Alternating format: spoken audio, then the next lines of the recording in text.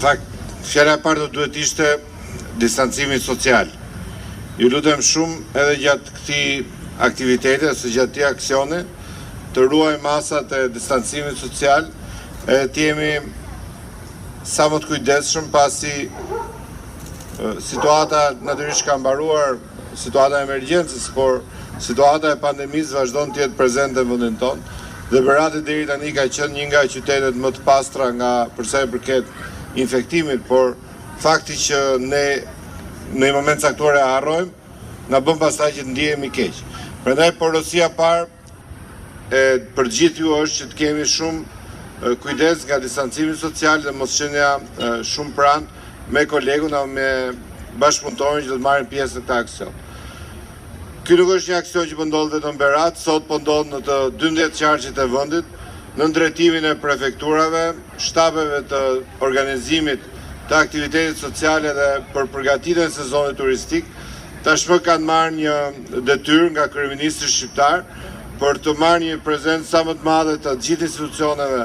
dhe shoqërisë civile, po ashtu qytetarëve që do duhet i bashkohen kësaj nisme për të pasur një Shqipëri turistike të pastër. Po vjen muaj korrik, një muaj që besoj do të ketë shumë më tepër vizitore dhe lëvizje turistike në vend, por sidoqoftë për qytetin tonë, për qarkun tonë Beratin, është një muaj që gjithmonë ka pasur shumë turistë. Edhe për t'i pritur ata sa më mirë, po organizojmë dhe këtë aktivitet sotëm, i cili do të kërkoj pastrimin e gjithë akseve turistike të këtij qarku. Po punohet njëkohësisht në të 5 bashkit, shumë mirë që jemi këtu në bashkinë e Beratit me kaq shumë prezencë, por një prezencë e cila do duhet të jetë e përditshme. Dhe nuk mjafton vetëm puna që bëhet sot, nuk mjafton puna e një dite. Na duhet të jemi në mënyrë permanente në segmentet që caktoi prefektura për çdo institucion, të kemi një sy dhe për të pasur një vëmendje për të qenë sa më të pastra edhe për të qenë sa më të kontribuara për të qenë një Berat turistik. Është shumë e nevojshme që atë detyrë që bashkia po e bën me shumë përkushtim, është shumë e nevojshme atë punë madhe që po bëhet për të mbajtur qytetin të pastër. Ne t'i japim një kontribut më të madh për të bërë një aktivitet i cili nuk mjafton vetëm punonjësit e bashkisë apo kompanitë që kanë të detyrën të mbajnë pastër zonat publike. Na duhet shumë më tepër sa kaq. Na duhet të aktivizojmë të gjithë potencialin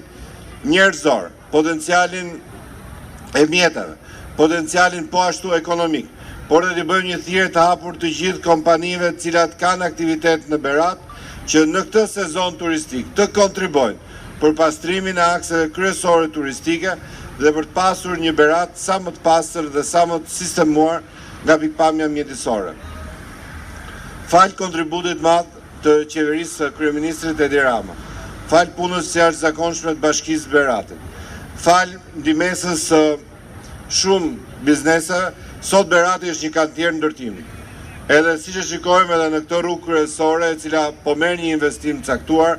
bërja akseve të reja për të lehtësuar qytetin nga një ngarkesë e jashtëzakonshme,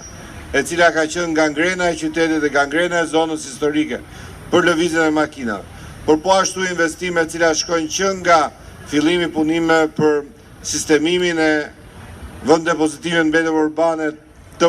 aktuale dhe krijimin e një landfilli të ri për Beratin, investime që kryetari i bashkisë do të shpjegojë në çdo njësi, në çdo qendër të qytetit, për sa i përket marrëdhënies drejt për drejt me njerëzit, e kanë kthyer Beratin në një kantier ndërtimi. Zbesoj se ka pasur Berati në histori një investim më të madh sa ky që ka në këto muaj. Por kjo nuk do duhet të pengojë paraqitjen klasike të qytetit, një qytet i qetë, një qytet i bukur, një qytet mikpritës dhe kjo punë e madhe që po bëhet nuk do duhet të pengojë aktivitetin turistik. Prandaj kemi shumë nevojë për ngjarje si kjo e sotmja në drejtimin e prefekturës për të marrë pjesë të gjitha institucionet që edhe aty ku punohet, prap situata të jetë e menaxhuar pastër dhe të jetë një komunikim i drejt për drejt me ata të cilët vizitojnë dhe që mahniten nga bukuria Beratit, do duhet vazhdojnë të mahniten edhe nga qytetaria e këtij qyteti. Pra, edhe njerë, duke ruajtur distancimin social, duke pasur vendin e maskave, duke pasur të detyrueshme mbajtjen e dorezave, Unë ju falenderoj për këtë ditë madhe solidariteti me bashkinë, me punonësit, të cilët duhet bëjmë pastrimin e çdo ditë, dhe le ta ndjejmë edhe gjithë secili nga ne një punonës pastrimi sot për qytetin tonë të mrekullueshëm. Faleminderit shumë edhe sukses. Siamo quasi microscopici, abbassati le stringhi, voglio il vento in faccia, alza il volume della traccia, torneremo a casa solo quando